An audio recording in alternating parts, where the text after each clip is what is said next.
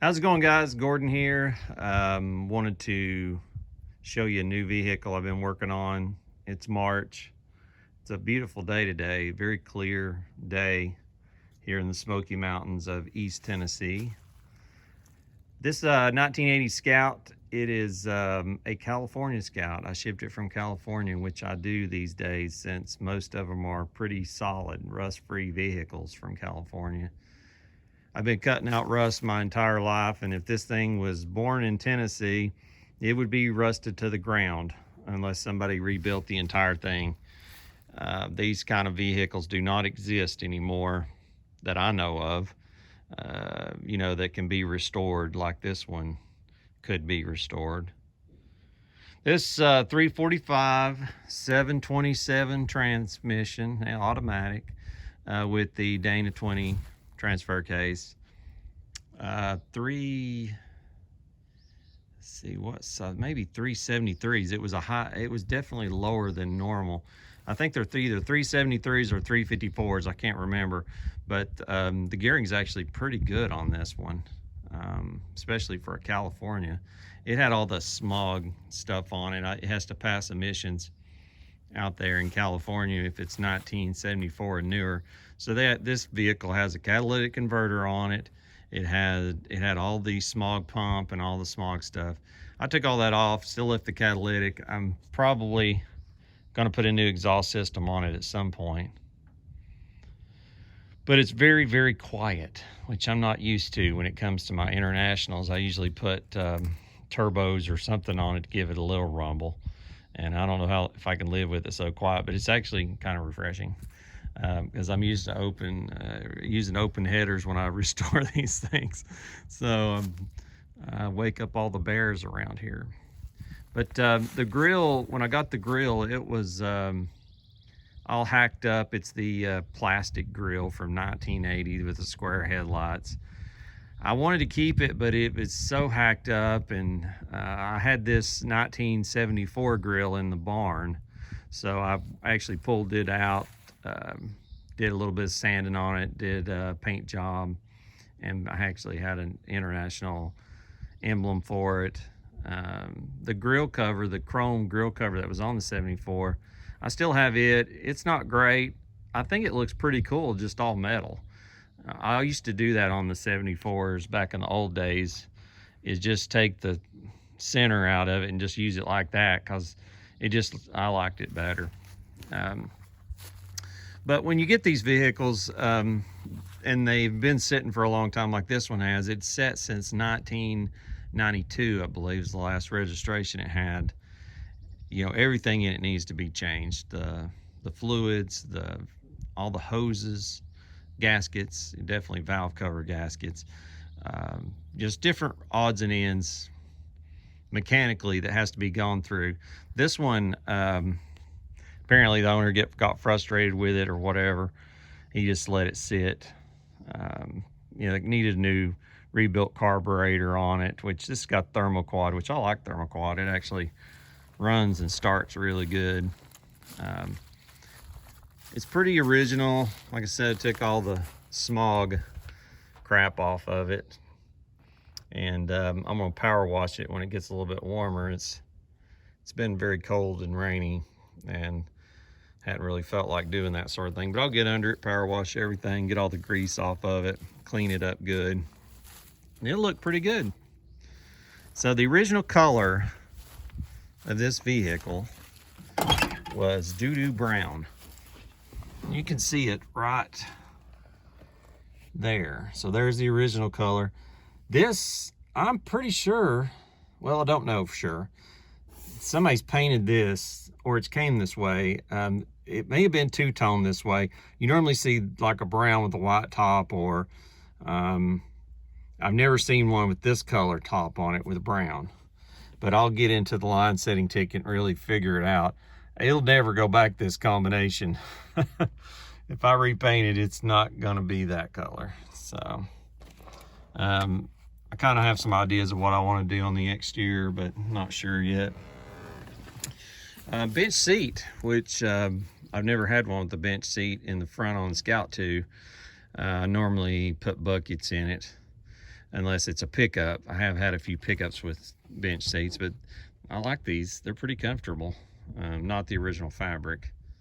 I do have the original rear seat for it, which is a pillow top rear seat made out of vinyl. I'm gonna leave it out because I think it's gonna be better to camp with back here, because I like to sleep in them when I'm camping and fishing, and that makes a great, you know, if you leave the back seat out, you don't have to fold it up, and it gives you a little more room, and you can stretch out a little bit more, but it makes it nice for camping. And then just some cooking right here on the tailgate. Some of my best memories as a kid, when I had one of these in the 80s, was camping and cooking out of the back of the Scout. So new wheels and tires. The old ones were bad, really bad. Bent rims, bad tires. So these are Mickey Thompson Baja MTZ P3s. They are 31 1050 15, which on stock springs works really, really good. Yeah, this thing's still got stock springs, which I really like stock springs. They ride so good, and then you just put some decent shocks on it, and you know, you've got a pretty decent ride without lifting it.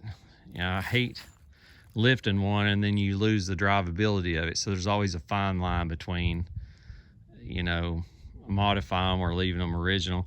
I like to leave them as original as long as I can, as long as I can live with it, unless there's function that I really want, you know, say I want to do something extreme with it. But this vehicle's so good like this. I mean, to be this old and this good, it's amazing. Scouts are awesome. Of course, I've had a lot of them, so. This side is a little more beat up. It's got a few dents and dings here and there, but the other side's clean as a pin, so I don't know if maybe it was parked next to something, or maybe it was mowed around. Who knows? Kids threw rocks at it. Here's another indicator that this top was that peachy, I don't know, yellowy peachy color. I don't know. That would have been so ugly. That would probably been the ugliest Scout ever. Brown, doo-doo brown, metallic, or they called it poly back then, with a pinkish top. I can't even picture it in my mind. It's so bad. But so I've been driving this thing for a few days after I did all the mechanicals on it and changed all the fluids, and man, it's doing great. It's a low miles. I believe it's only got like 60 or 70,000 miles on it. So the motor doesn't have very much. It does leak a little bit. I've dropped here or there. I got most of the gaskets changed, but I didn't change the oil pan gasket and probably that rear seal. But you know, if I end up rebuilding transmission, then I'll get the rear seal then, and then probably reseal the transfer case. But you know, I'll just kind of keep enjoying it. I'm gonna, you know, it's gotten to where it's almost springtime, and I'm gonna get this thing out and go to do some adventures, maybe some roads up in the Smokies. I've got, if you go over here, I'll show you. This overlooks the Smoky Mountains, and right back in there over that mountain range is Cates Cove. And so you can, there's lots of riding around here, trails and that sort of thing. Klingman's Domes in the very background. You can also see the chimneys from here. But this is all my playground of off-roading. So I've got some trails here that I can go on too, but that's it. When I get the bumpers put on and any other modifications, that sort of thing, I'll get them, I'll take another video and get some pictures. But I just want to post this for now and say I'm happy to have another Scout. So now I've got my 1972 Travelall, which I'll do a video on that one too. It's pretty much restored. I've been working on it for see, this will be 6 or 7 years. I've been working on the Travelall. It's a beast, but I'll bring it up here, do a video on it. And then I've got a 1956 International S120 pickup that I'm gonna get running and driving again when I have time. So, but this one's ready for camping and fishing season, which I'm gonna take full advantage of. See you for now.